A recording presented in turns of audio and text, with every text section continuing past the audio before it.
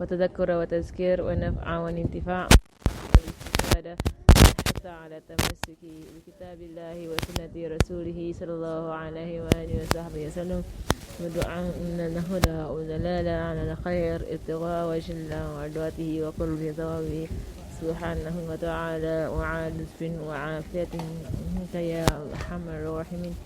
اللهم إنا نسألك العلم لدني والمشرب الصافي الهني وهب يغني.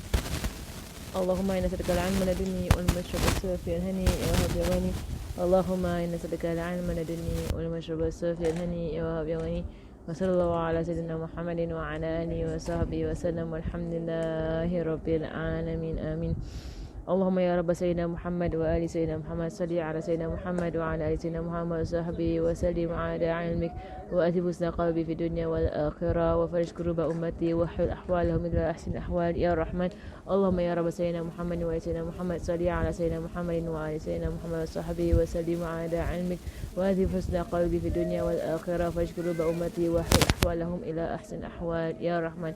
اللهم يا رب سيدنا محمد وآل سيدنا محمد صل على سيدنا محمد وعلى سيدنا محمد وصحبه وسلم على علمك وأتب حسن قلبي في الدنيا والآخرة وفرج كروبه أمته وأحوال أحوال الأحوال يا رحمن. Alhamdulillah, we are continuing with our book. Alhamdulillah, we are on the 34th method of teaching from Rasulullah sallallahu alaihi wasallam. Right, and Alhamdulillah, we plan to khatam the book by next Thursday.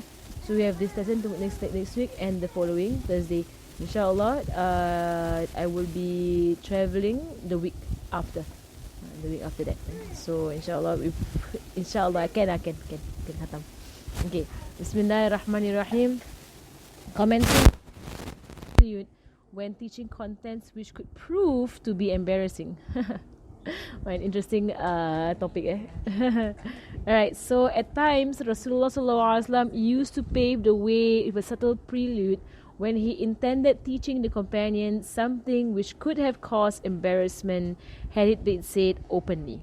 Alright, it is a way of teaching also, like you want to say something that is embarrassing or shy to say, and then so you in a sense you phrase your word, right, or your words in a way whereby it will be easier for people to accept from you.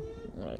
So Hadith 127, and this is one of the sunnahs of Rasulullah sallallahu alaihi wasallam, that when you speak about shameful things, right, or crude things in a way, to use a cover, right, in your words should be covered, right? So in the private parts, right, or the about the issues of the bathroom or whatsoever, right, between husband and wife, that kind of thing, you should use words that are covered, because these things should be covered, right, in a sense. So because I have seen, there was once I was teaching parenting course, and in parenting course I will mention that when you speak to your children and you speak about their private parts, you speak about certain issues that should be covered, right, try to use words that have like that point to it, but don't use the exact words themselves, right, in a sense, right? So, and there was a lady who was there in the class. This I was teaching Tarim a long time ago.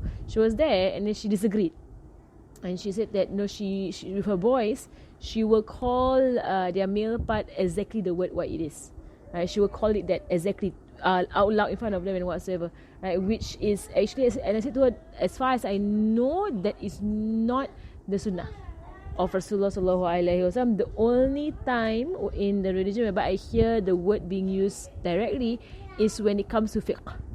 So when it comes to fiqh, so that no one misunderstands anything about laws of fiqh, right? They will mention the exact parts, right? What breaks the wudu, when you touch it and whatsoever lah. I mean, that one is important lah. You have to know exactly what it is, right? But besides that, as far as I've heard scholars say, Rasulullah always spoke with a cover for things that are supposed to be covered, right? He will never say it out loud like that.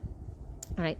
So here we have the hadith rawa Muslim mukhtasaran wa Abu Dawud wa Nasa'i wa Ibn Majah tamman wal lafzu li Ibn Majah an Abi Hurairah radhiyallahu ta'ala anhu قال رسول الله صلى الله عليه وسلم إنما أنا لكم مثل الوالد لولده أعلمكم إذا أتيتم الغائط فلا تستقبلوا القبلة ولا تستدبروها وأمر بثلاثة أحجار ونهى عن الروث والرمية ونهى أن يستطيب الرجل بيمينه. Okay, Masya Allah. So even something like this, Imam Muslim, Imam Abu Dawud, Imam Nasa'i, Imam Ibn Majah all narrate on the authority of Abu Hurairah radiallahu anhu, who said, and if you notice this whole book, Imam Shaykh Abu Fatah Al-Ghudda, he will quote from which collections this hadith can be found. And he was a muhaddis of our time. He's passed away from Syria, from Halab, right? But he is a muhaddis. So you always find that he will always narrate in which collections you can find his hadith. He won't just say one collection. He will mention all the collections that you can find the hadith. Right? So you always see that whole list of imams being mentioned, and then he will narrate the hadith. So he says here, they narrate on the authority of Abu Hurairah who said, Rasulullah SAW said, I am to you like a father is to his child when I am teaching you.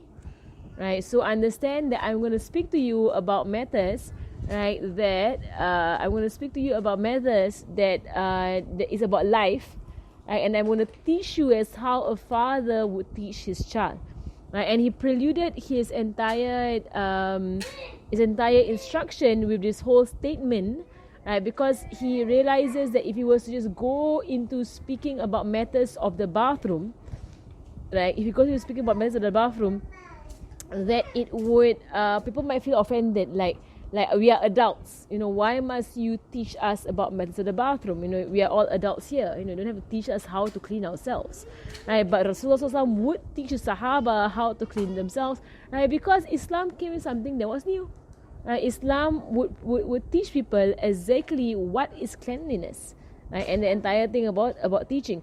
So here he says, so he preluded his entire statement or his entire intention to teach people how to relieve themselves, right? He preluded all of that, right, with the statement, I am like a father to you, right? So take my words like a father. And we know Rasulullah SAW, he is a spiritual father, right, to all of us, and his wives are the mothers of the believers, because he is a spiritual father to all of us. Right, so here, and we are to listen to him, sallallahu alaihi wasallam, as how we listen to our fathers. So our fathers are our physical fathers, right? By them that we were born, right? By from their genes, right? And Rasulullah sallallahu alaihi wasallam is our spiritual father, whereby he takes us by the hand, and we are like spiritual children to Rasulullah sallallahu alaihi wasallam, whereby you have to approach the hadith literature and the teachings of Rasulullah sallallahu alaihi wasallam with basically knowing nothing lah. Right, and then you take whatever he says and you live your life based on whatever Rasulullah sallallahu alaihi wasallam says. So he says here, so now he begins his advice, and he says, when you go to relieve yourselves, you should neither face the Qibla nor should you turn your backs towards it. Right, so they wouldn't have known that, right? They would know how to relieve themselves, but wouldn't have known not to face the Qibla or to back it. Right, it's actually in the open space is haram to face the Qibla or to back it. It's not permissible to do that in open space. So people in the past, they used to go to the bathroom in open space in the deserts. They used to go far in the desert and they used to relieve themselves. So when they do that, they were instructed not to face the Qibla and not to back the Qibla, but do a 90 degrees to the Qibla, right? In that sense. In closed space, in closed spaces whereby like you have a bathroom, you're in a cubicle, right? Some of them say that it is makruh, and some say that there is no ruling because it's a closed space, right? So by no interim, right, all of the bathrooms, if you notice, is always 90 degrees to the Qibla. If you notice, all of their houses, their bathrooms are all 90 degrees to the Qibla, because you don't face it nor do you back it. Right, but that day I went to my brother's house. His bathroom is directly facing the Qibla. Directly, if you notice about Chachi, my brother's house there. I mentioned to him before, your bathroom is exactly facing the Qibla. Is it? the not the bathroom, but the toilet itself, the seat itself. So you must know where's the Qibla.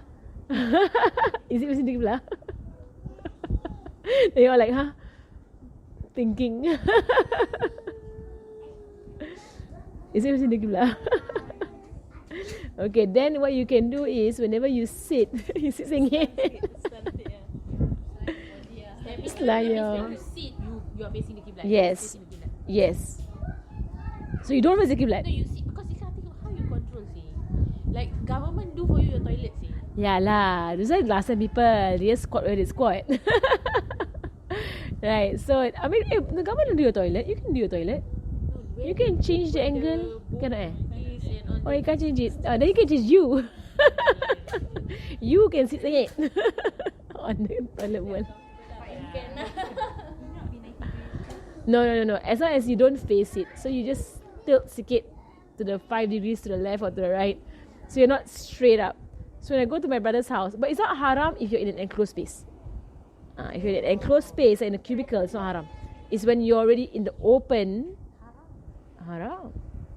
To face the as far as I know, I will check again lah. But as far as I know, I learned it in fiqh. It's haram to actually face the Qibla or to back the Qibla when you're going and doing your business. You can't do that in open space. Yeah, of course, open space you have no excuse lah. Open space, why are you in the world facing the Qibla? You should be figuring it out yourself. Right, but just to be in, keep in mind what's the Qibla. Don't just sit there and squat. So for example, if you go to the wilderness, right, try your best not to know where's the Qibla before you go and go and relieve yourself. So you don't just go behind the bush and just sit how you want to sit and then relieve yourself, if that happens. Okay, so he says that don't do that, and then he says and he ordered that 3 stones should be used to clean yourself. The using of stones to istijmar. It's called istijmar. Right, no, the stones to clean yourself, and it has to be 3 minimum. So we know this entire hadith speaks about things that are compulsory and prohibited. It's wajib and haram things that are being spoken about. So 3 stones to clean yourself, and then he prohibited the use of dung bones to clean yourself. Right? They might have used dung in the past because for them dung. Well, you think, why in the world would someone use dung to clean themselves? You're like, why? How does that happen? It happens when if you know that these countries lah, whereby they're third world countries, right? So if they're in a place whereby there's all sand, you have no rock around, right? And your camel has dung, right? This dung, when it dries up, it is like a rock. It's actually like a rock. There's no smell. It's not moist. Right? It's like a rock. It can actually be hard like a rock. Right, and they might use that dung. So some had say clearly, don't use dung, don't use bones, because they might find bones also and use themselves. So you have to imagine you're in the desert, right? There's no water, there's no rock, it's all sand, right? You see an animal that is dead, you see the bones there, right? And they might use the bones to clean themselves. They were not allowed to use bones because bones are of jinn. Right, and he prohibited a person from cleaning himself with his right hand. Right. Also haram. Right hand, if I'm not wrong, makruh. You clean yourself with your right hand? No, I have. Okay, don't answer the question. Don't answer the question. But because you like, isn't that obvious that you don't? It's haram. Oh, but don't. Yeah, I know. Even when you wash your baby, right? Yeah, left hand. When you wash your baby, it should be your left hand. The following lessons are derived from this hadith. Right hand to clean your babies. Use your right hand. Okay, try to train the left hand. Train the left hand. Even you wash your babies, train your left hand. It's the same as how you feed your babies. You feed them with your right hand. You don't feed your babies with your left hand. Right, try, train it. Because the hadith, the ruling is that anything that is noble, you use the right hand, and anything that is lowly, you use the left hand. Yeah, so to clean your baby's bottom is a lowly thing lah. In a sense lah, it's not noble lah. You call it noble. Right, but just use your right and your left hand. Can.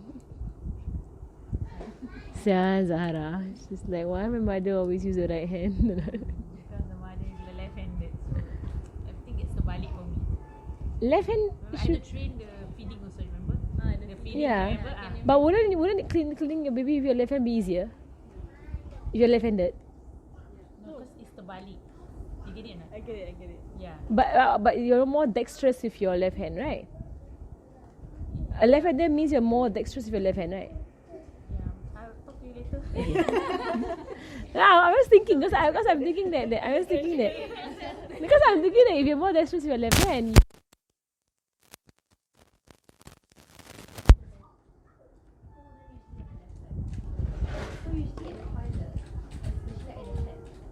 Oh, you do?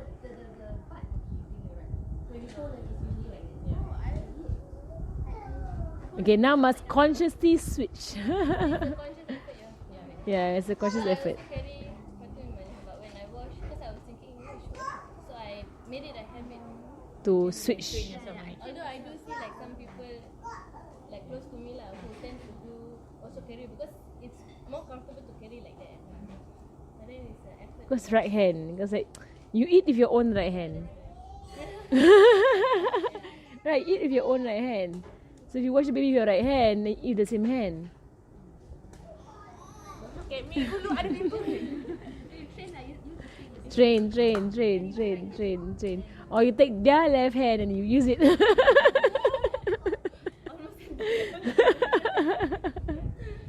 That's called the desperately want to keep wudu thing to do.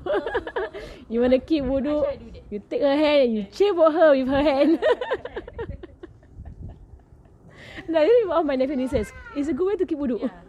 You use their hand and you use it as a scrub. You can. Yeah, you can use the back of your hand lah. Yeah, can. As long as not the front part. If you want to lah. Derived from the Hadith, your wudu will not be 95 years. Why? Because It's only kaffain hakada. So when you put your hands together, the parts that touch is the parts that if it touches your privates, it's a wudu. This one, right? So even if I use my finger like that, it's okay. No problem. So that day I was talking to my sister-in-law and she was like, she know a lot of things, mashallah, that day.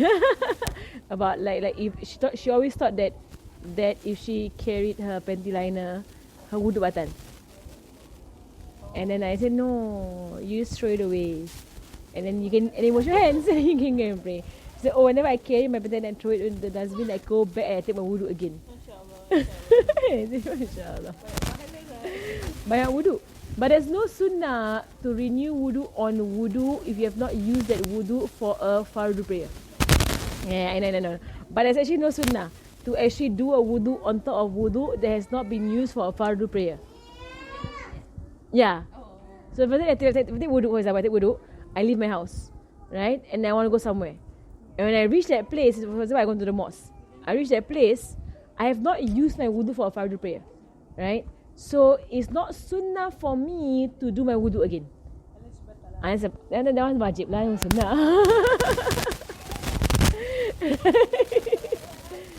It's makruh. If you want makruh because you waste water. Because there's no sunnah. So if you wudu again on top of the wudu that you have not used it, there's no sunnah and then you waste water, it's makruh. Right? So but if you had prayed Zohor at home, then you left and you go to the mosque and pray Asar, you still have your wudu. There is a sunnah of doing a wudu again for a new fard. There is a sunnah. So if you want to lah.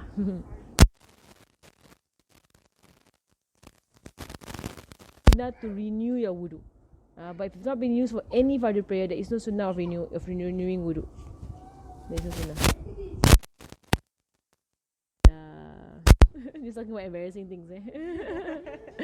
Okay, the following. See, I must practice.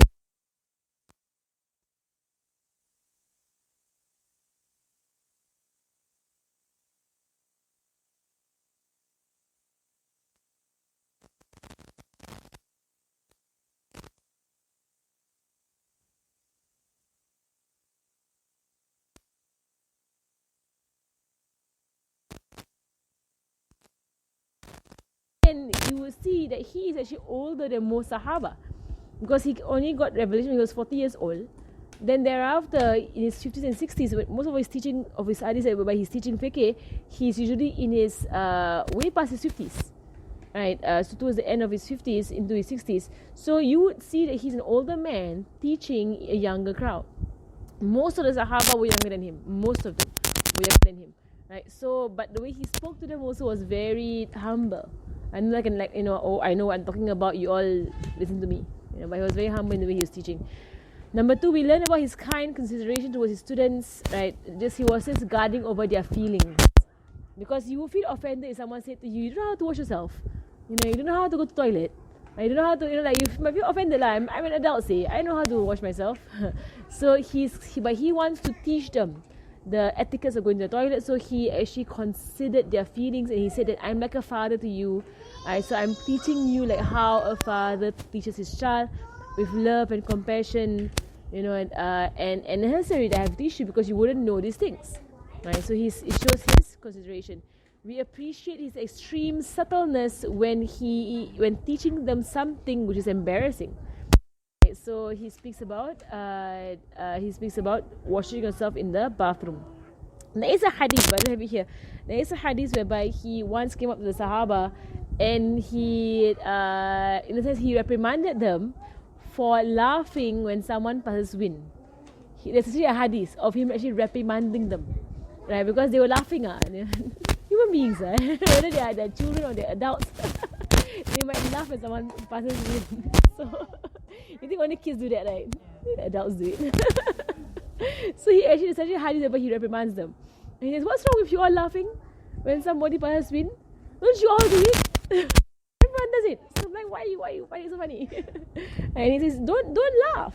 Right? Don't laugh at someone who passes. I don't know. But kids would laugh like what? If someone passes wind. I don't know. But there is a hadith of him actually reprimanding people laughing, right, at others who pass wind. And he says that all of you do it. Yeah, I don't hear. I explain, you don't hear. Just don't have to. Just ignore it. Ignore it. Like the Imam Hatim al-Assam, the woman who came up to him and she let out wind, right? Imam Hatim al-Assam, he's called Hatim al-Assam, Hatim the Deaf, right? Because a woman came up to him to ask a question, and when she was in front of him, she let out wind so loud everybody heard it, right? And she was so embarrassed. Right, and then he heard it, of course he heard it, right? But when she spoke to him, he was like, can you raise your voice? I'm hard of hearing. And then she was like, he's hard of hearing. Good. He didn't hear me let out wind. Then he maintained his this demeanor. He maintained it until the woman passed away. That means he maintained this hard of hearing pretense, like, until she passed away. Then he became normal hearing again, and people asked him why, how did you get back your hearing? And he says, I never lost my hearing. It's just that woman, she would have died of embarrassment, like when what happened to her. So I just pretended that I was hard of hearing, and I maintained that pretense until she passed away, so she'll never find out that I was actually pretending. Right? And to the point no one even knew he was pretending, because he was so good at it. Right? To just that he is. Can you imagine if you actually can hear properly, but you have to always, whenever people speak to you, like to consciously do it. Like can you raise your voice? MashaAllah. Right? But if you ask the question, how come he can pretend and lie? You're wondering, how come he?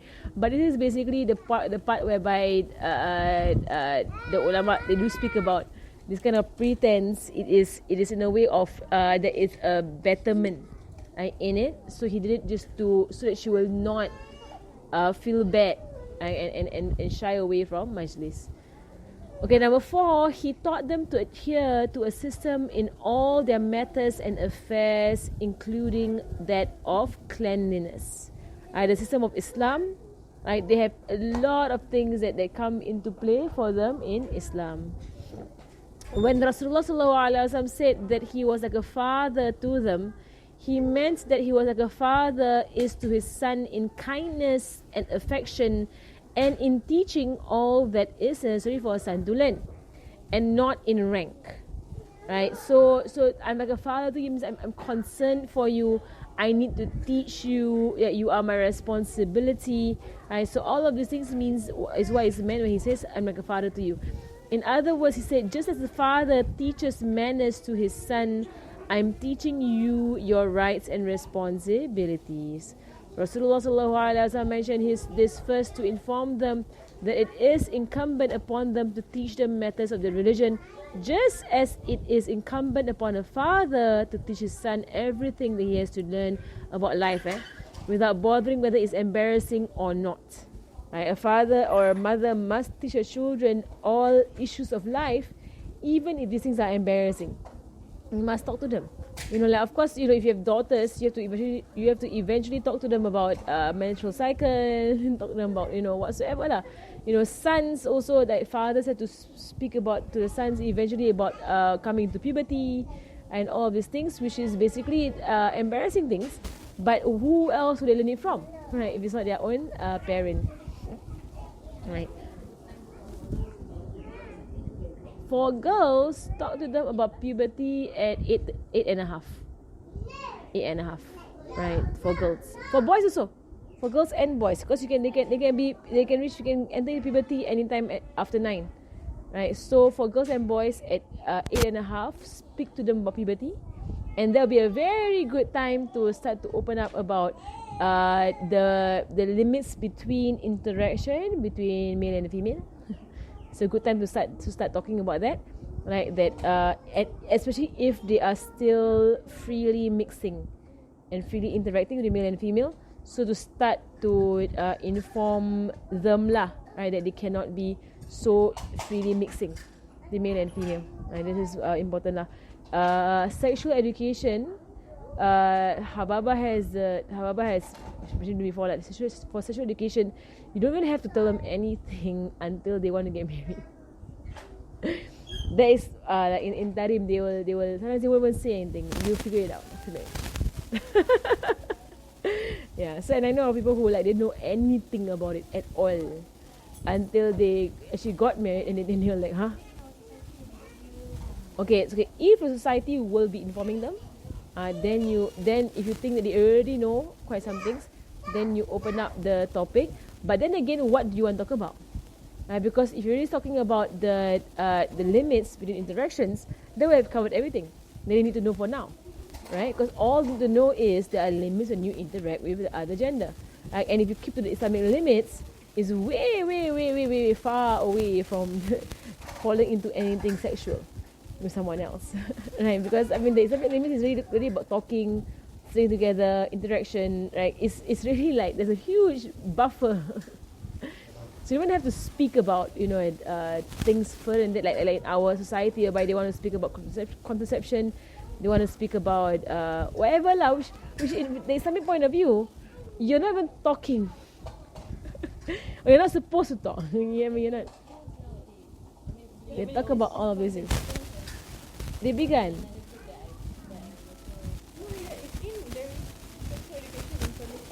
Yeah, I know. Yeah. They're already exposed to all these things already. But on the other hand, still like what? The interactions part. Yeah. Yeah, and all this is out there. Yeah. Yeah, but for me also, like, even though we learn all this in school, like for me, I didn't really care about these things. I mean, I heard it, and then like, you hear it in Sec 2 science. They speak about it in Sec 2 science, right? You hear it, and then you just don't care. Because you're not interacting with anybody. So you just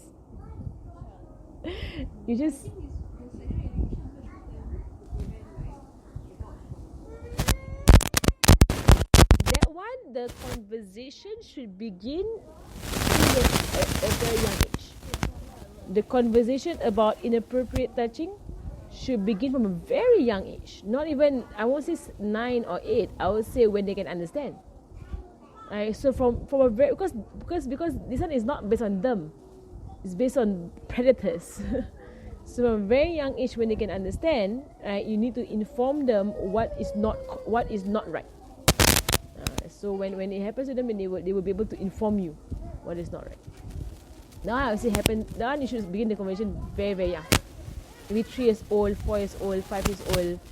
And also as parents, be vigilant not to allow like random strangers to have your kids on their lap. That kind of thing. I mean, there are all these parameters lah. Whereby you don't allow certain things to happen with your children. Be vigilant lah. Be vigilant. Yeah. Alright. So, Sayyidina Muhammad. So he says here, so like a father teaching manners to a son, I'm teaching you their rights and responsibilities. Rasulullah SAW mentioned this first to inform them that it is incumbent to teach them. Right, we mentioned that one. Rasulullah SAW mentioned this prelude so that he could teach them the manner of relieving themselves. This is something which is embarrassing, especially when it is in a gathering of great and senior people. There are like old people there that he has to teach them how do you relieve yourself. Right, so just to tread along this well. The footnotes here, Rasulullah ordered 3 stones to be used for purifying oneself because purification is generally attained by this number. More or less could be used provided provision is attained. Purification with water is preferable whenever available. Okay, number 1 here, it could be another mazhab that he is on. In our mazhab, it is compulsory to have a minimum of 3. Even if you are clean after 1 or 2. Right, a 3rd wipe is compulsory if you are using stones or tissue paper. Right, it is compulsory to do minimum 3 wipes. If it's not clean at 3, then it's compulsory for you to increase to 4, and sunnah to make it an odd number 5. Right, if 5 not clean, then do 6, and then sunnah to make it an odd number 7. Right, but if it's clean by 1 or by 2, you must do a 3rd in our mazhab. Right, so probably the Shaykh put this. I don't even know whether the Shaykh or whether it's the translator. Right, but then the footnote here is probably a different mazhab. Right, the use of dung in place of pebbles is only possible when it is dry. However, it's prohibited because it is impure, as I mentioned just now. How in the world are they using dung to clean themselves? It's because when it's dry, it actually resembles rock. Right. The next page, Rasulullah SAW comments with this prelude to win over his audience so that they are not ashamed to ask him anything which would embarrass them. So to open the door lah, you can ask anything at this point, right? Because you want to know lah what's the hukum. And when it comes to fiqh, when it comes to law, there is no such thing as being too embarrassed to ask. Ask, right? If you want to ask, just ask the teachers, and they will tell you lah exactly what is the law. The hadith illustrated Rasulullah was like a father to the entire ummah. Similarly, his wives are the mothers of the believers. It is from him and from his wives that the men and women learn about about all matters of religion. Nothing but good came from him and from them. Thus, obedience to him and to his wives is one of the most important obligations, while disobedience to him and to them is of the worst crimes, because they are your spiritual parents. So obeying Rasulullah and obeying his wives is compulsory as how it is to obey your parents. In fact, more compulsory. The Ummah of Rasulullah is really his progeny because he is the means of their eternal salvation and them abiding in paradise forever. Right, so the Ummah is like the children or the progeny of Rasulullah sallallahu alaihi wasallam, right? Because our spiritual life is because of him. And our spiritual ending is to him. So to be with Rasulullah sallallahu alaihi wasallam. His rights are therefore greater than the rights of parents, and that's true. Right? When the parents order you on something and it contradicts what Rasulullah has ordered you, you obey Rasulullah and you don't obey your parents.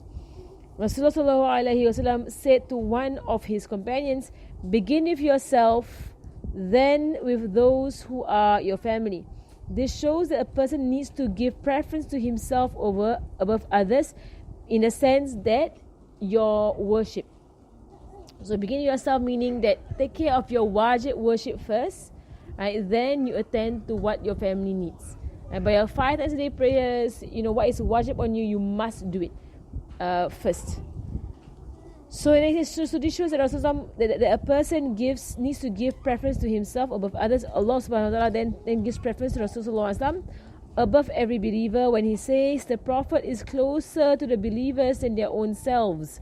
Meaning that if a believer is faced with two opposing rights, one for himself and one for Rasulullah, the rights of Rasulullah should take precedence.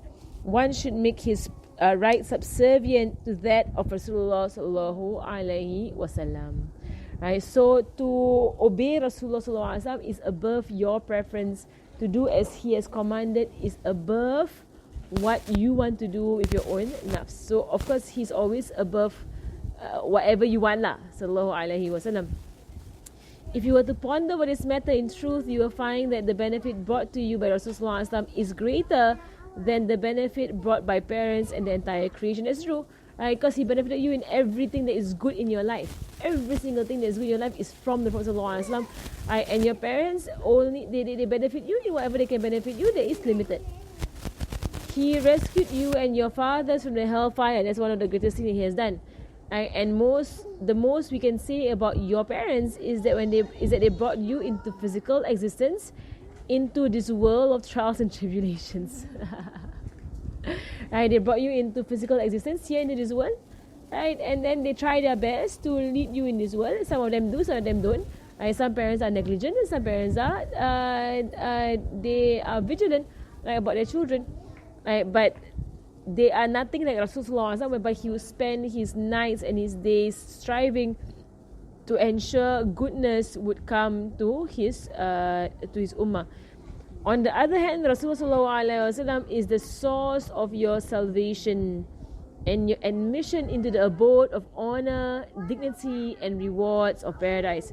May Allah subhanahu wa ta'ala reward our Prophet Muhammad on our behalf with a reward that is most befitting.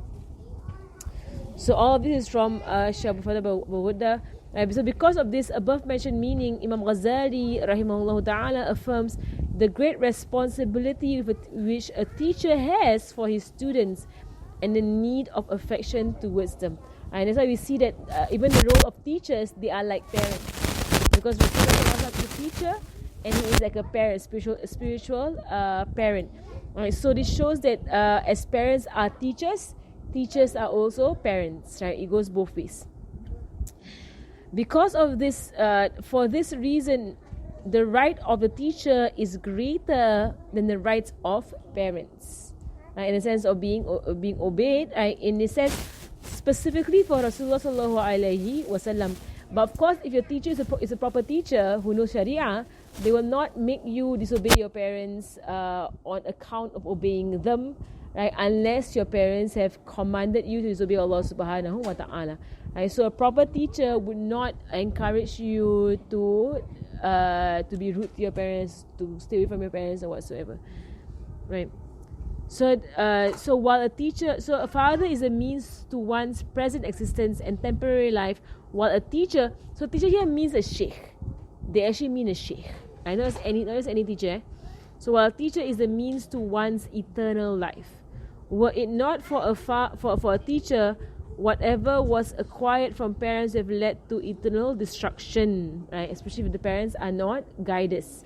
They're not guides, right? But your teachers are your guides, so your parents could very well be the cause of your own destruction. Only a teacher or a sheikh benefits one in the eternal hereafter. By a teacher, I'm referring to one who teaches the knowledge of the hereafter or the knowledge of this world with the hereafter as the objective, not this world. So he's talking about a sheikh. Right? Knowledge is acquired from the paltry gains of this world to enjoy its beauty and to boast over one's clothing, food and conveyances is in itself destructive as well as harmful to others, and we seek Allah's protection. And then he says, please excuse me for the introduction. The valuable information which the above extracts contain compelled me to quote them. May Allah Ta'ala honor you and me with knowledge and practice and the ability to genuinely value the lofty position of our Master Rasulullah SAW. So basically, Imam Abu Bakr, he's quoting from a book whereby he felt he had to mention all of these things because he felt that that the lessons are too strong and too important for him to not mention them. Right? While the point of mentioning this hadith is to show how do you approach matters that are embarrassing, he actually went right into about parents and teachers and whatsoever, because he realized that people today don't understand even the very strong role as being parents, that you are teachers and you try your best to be as good a teacher as you can to your children. And also the role of teachers to know that you are also parents, and the best of teachers are those who also treat their students as their children, right? And that on top of just teaching, you have guidance and you have affection, you have love, right? You have care, you have concern, right, for the children, and that is the best type of teacher, and that a person can have. That's why he went on and on and on about this part, because and he apologized also, mashallah. Right? Habib Syed Father go down like you don't have to apologize. Just tell us why it is. Right? But because in a sense he went out of topic, in a way, right? But he wanted to mention all of it because it was important for us to understand. Right? It is within the whole book, yeah. But then it's about teaching, right? How many periods are we supposed to take per lesson? At least 4. 4? Have you taken 4? Taken 4. You've taken 1, Part of 2, 3. Okay. should take at least 1 more this time if you want to be fast. Don't read the other one. Yeah. So then we only have 3. We have 2 more lessons, Oh, then, but you had 16 pages, right? Is it? 2 more lessons. So Like 1, that, so take 6. 2, 3. 1. That is the khatam lah. 2, 3. Make up Do we? We have class on Thursday. Yes. I think so. See how lah. But I think it's good that we khatam. We're so close to the end. The khatam next Thursday. Right, 35. So I read through that part. Then I want to explain more, but I went through it. Right, sufficing with a mere allusion when teaching embarrassing content. Right, so just now was to have a prelude. Right, so before he mentions about teaching about how to go to the bathroom, he says, I'm like a father. So don't take offense that I'm trying to teach you these things. I'm like a father to you. I'm just telling you all these things. Right, but also sometimes in other kinds of embarrassing content that he has to teach them, he will just allude to it because it's understood what I mean. It's understood. So he says here, at times Rasulullah SAW would suffice with a mere allusion and reference when teaching something which is embarrassing. It's a very, very important sunnah. Right? Just like I mentioned a bit about it. It's a very important sunnah to not use crude words outright. Right? But to really try your best. Because in our time where people are so crude, I wouldn't say blunt. It's not called blunt. It's just called crude. Right? Because you know what crude is the word rude. Right? Just being rude. Right? They just use words, like to speak about parts of the human being, to speak about relations with husband and wife and whatsoever. Very, very rough, right? The way they speak, which is nothing to do with the sunnah of our Prophet sallallahu alaihi wasallam. Right? It's even said that even between husband and wife, there needs to be you need to allude to things, right? And not to say things clearly, but to have your own like code words or something, whatever you call it lah, right? But not to actually be crude, like about it. It's a sunnah of it. Basically, it maintains decency and dignity, right? And modesty in a person. So the hadith here that we have from Rasulullah sallallahu alaihi wasallam, rawal Bukhari wa Muslim wa lafzu lahu an Aisha radhiyallahu anha أن أسماء بنت شكلة سألت النبي صلى الله عليه وسلم عن غسل المحيض فقال تأخذ إحداكن ماءها وسدرتها فتطهر فتحسن الطهور ثم تصب على رأسها فتدلكه دلكا شديدا حتى تبلغ شؤون رأسها ثم تصب عليها الماء ثم تأخذ فرصة ممسكة فتطهر بها فقالت أسماء وكيف تطهر بها قال سبحان الله تطهرين بها. فقالت عائشة وكأنها تخفي ذلك تتبعي أثر الدم وسألته عن غسل الجنابة فقال تأخذ ماء تطهر فتحسن الطهور أو تبلغ الطهور ثم تصب على رأسها فتدلكه حتى تبلغ شؤون رأسها ثم تفيض عليها الماء. فقالت عائشة نعم النساء نساء الأنصار لم يمنعهن الحياء أن يتفقهن في الدين.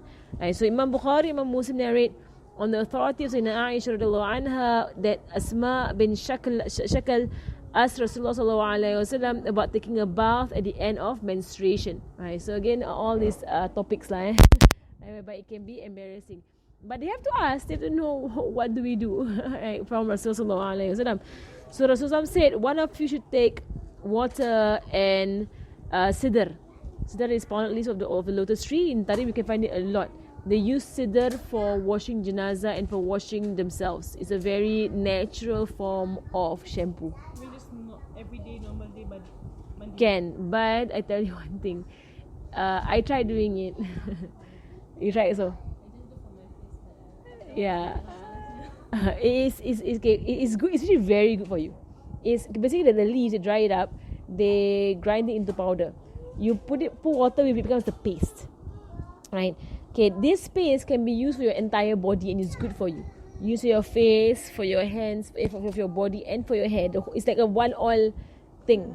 Right? But I'm not going to discourage it. It's very good because from Rasulullah also to do it. Right? But I will tell you that it takes a long time to get it out of your hair. So I used to do it. I wash my hair. Then you would like wash and you wash and you wash and you wash and you wash and you wash and you wash and you wash. It's because it's no. It's like flour, like putting flour in water and put it in your hair. You know, it's like no, it's a paste, right? But it's not. It doesn't run off. You need to really wash it. Okay, it goes into your roots. It goes everywhere. Yeah, so I did try to do it a few times. I just gave up after a while. But you should try actually. You should just do it like once a month at least to follow the hadith.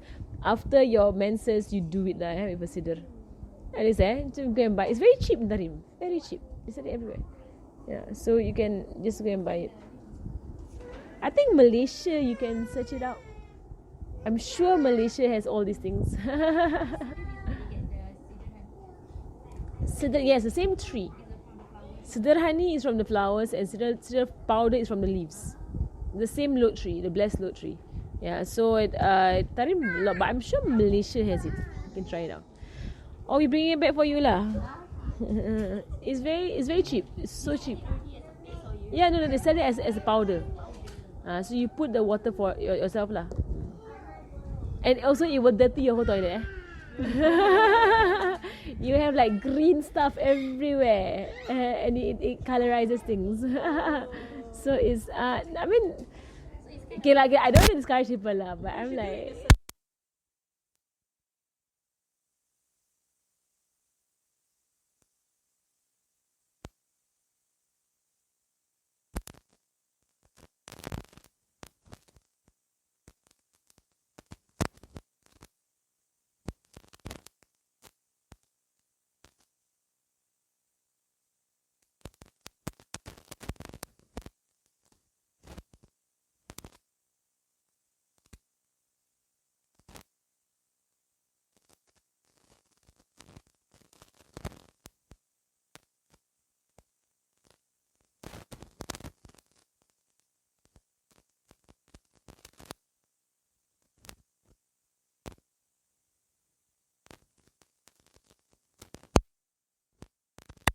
She take a piece of cotton wool that has been perfumed with musk and perfume herself, right? Which she meant private part thereby in order to remove the foul smell that is normally a result of the flowing of blood.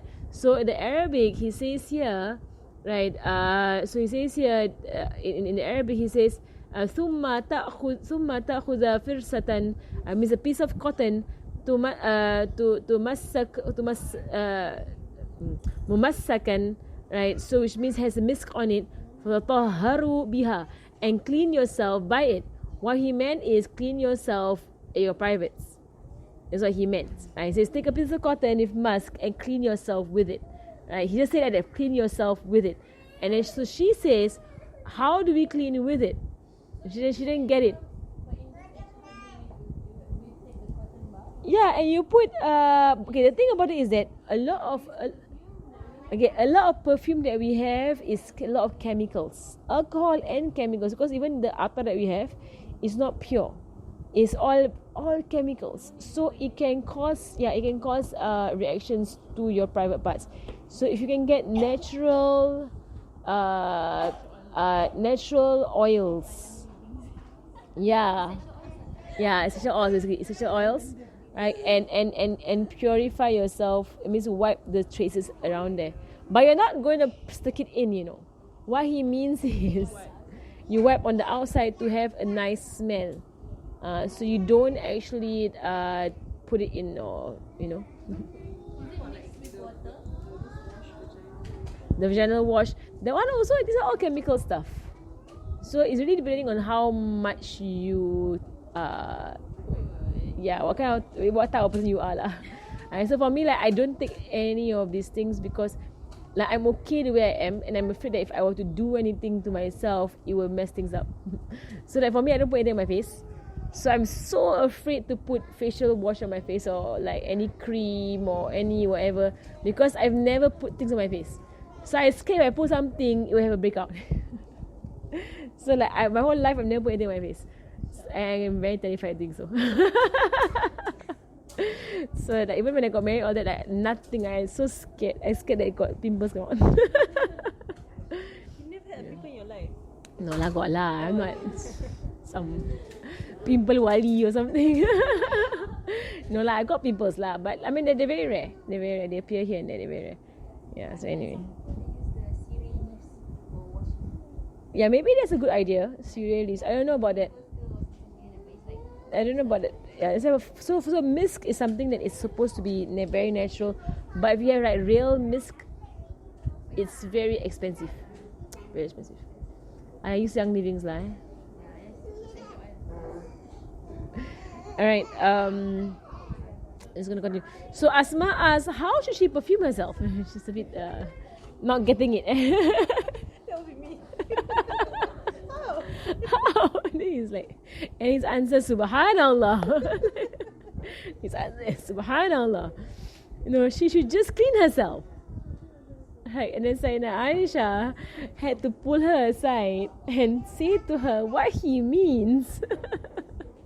So like he didn't want to say it, like, cause he is talking to a woman and he's saying, so there's a clean yourself with the cotton, and she's like, how?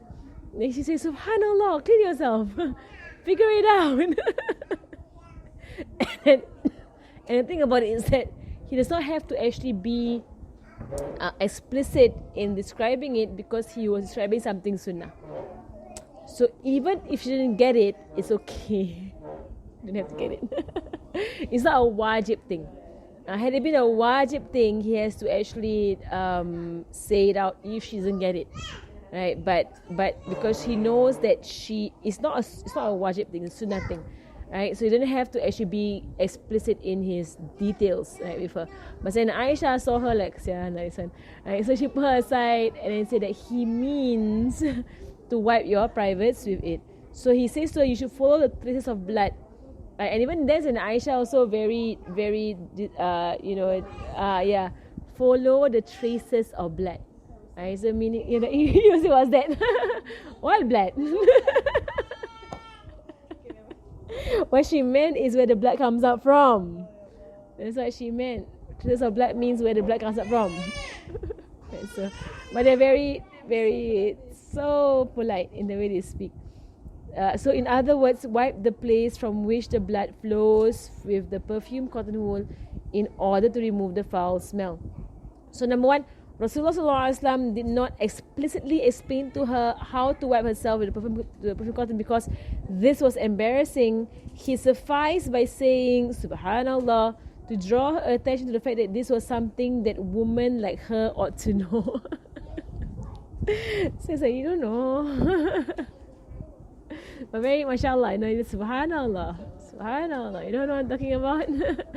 She also asked him about taking a bath from major impurity, junub, and he said, take water, purify yourself thoroughly, or he said, purify herself till she is fully purified.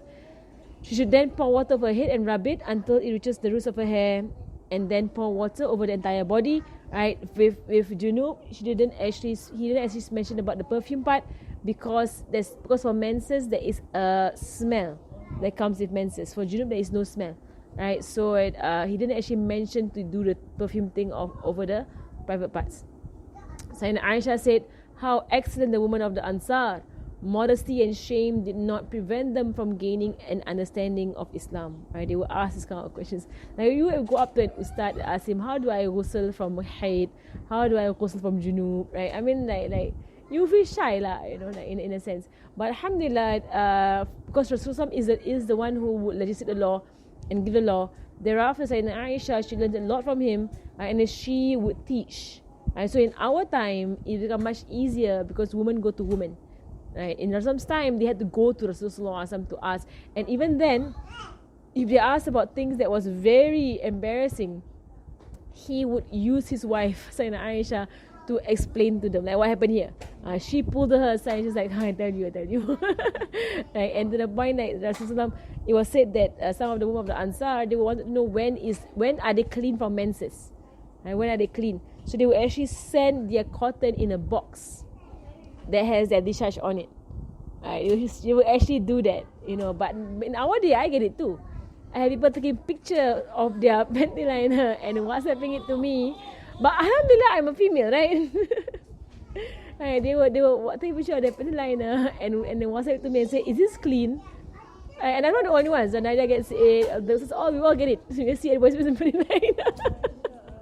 And you will tell you whether it's clean or not. But the Ansari women, they used to put it in a box. No camera, right? Put it in a box and send it to the house of Rasulullah. Yeah, see it like that. And because they want to know, clean or not. Where is clean? You know, and then Sayyidina Aisha, he would tell Sayyidina Aisha would respond to them. So he won't like go and take the box and say to them and speak to them, right? It'd be embarrassing for him, embarrassing for them. Right? So he would tell his wife and say, this is not clean or this is clean. And then she would just go and find them and then she'll go and tell them the answer. Right? So it's better lah that he has, to have like someone in between to say. Right? But I also know of Habaib who, when they want to say something to a woman whatsoever, they will go to their wives, right? And the wives would speak to the woman. So it's less embarrassing on both ends. Right? Okay, I'm just going to read through the lessons of the Hadith. It's long lessons. How? I don't want to rush through. Huh? 5 lessons first. 5 lessons first. Okay then. 1, 2, 3, 4, 5, 6. 1, 2, 3, 4, 5. Okay, okay. Mutual lessons.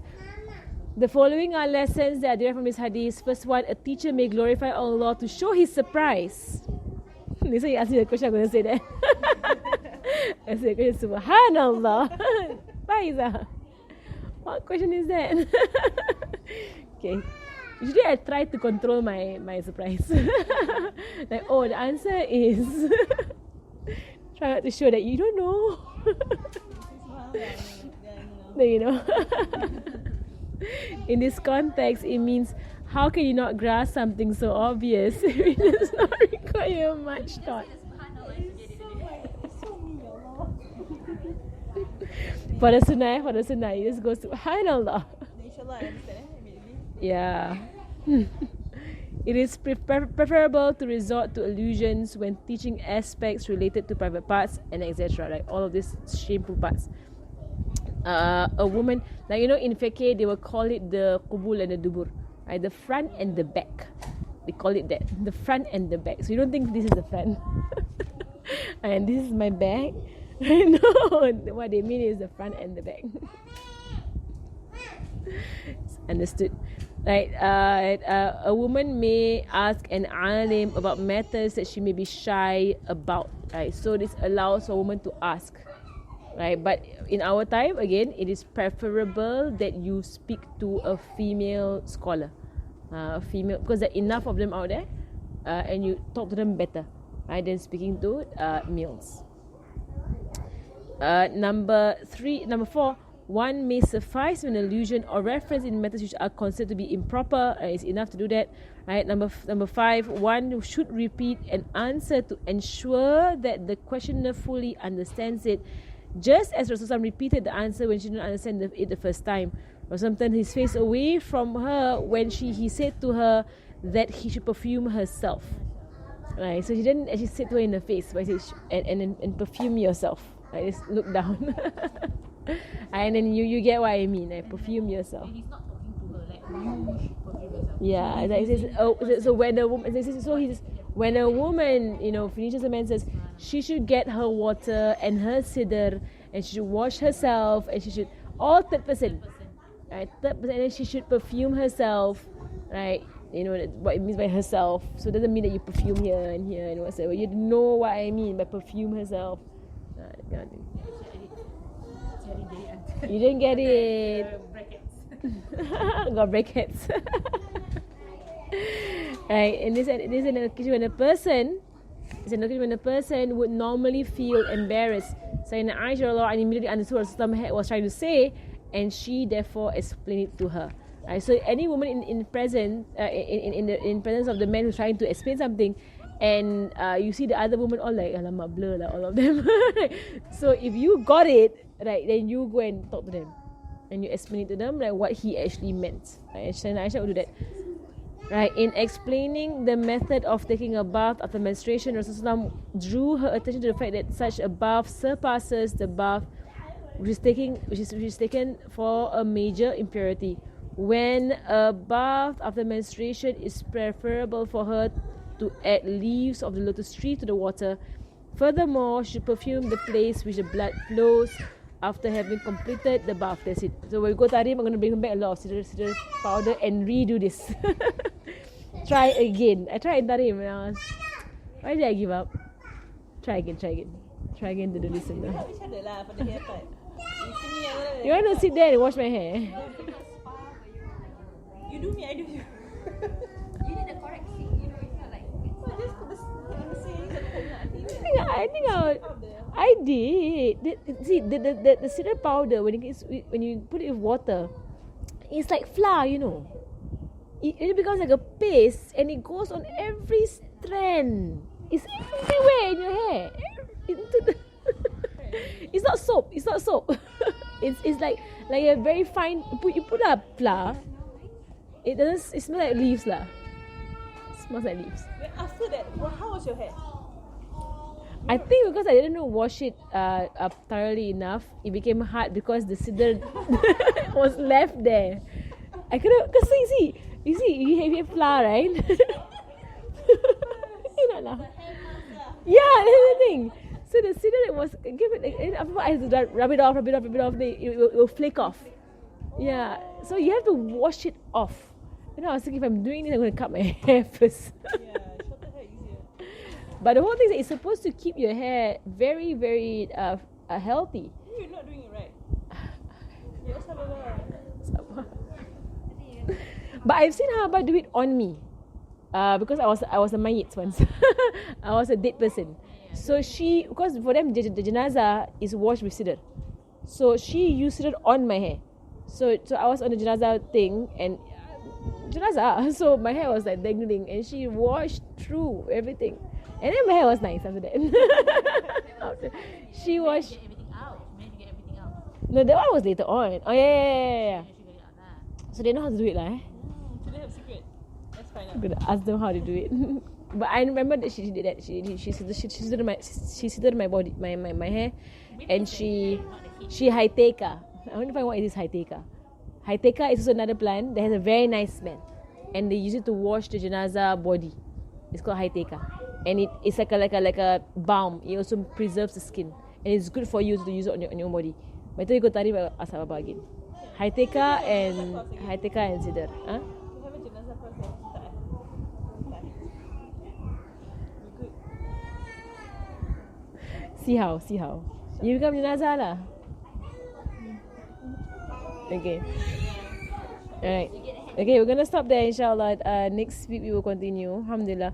So Tuesday and Thursday will be our khatam. So inshallah. Make our du'as for the khatam. Ask for Fatiha. Early. Yeah, next week is the khatam. Is it? Before the kids class. Next Thursday. On the Thursday. Yeah. Should we do it? The normal time. Oh, normal time. Normal time.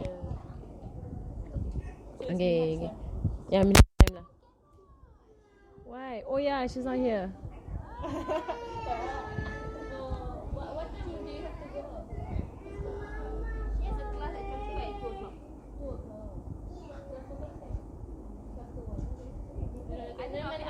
Okay, later we discuss.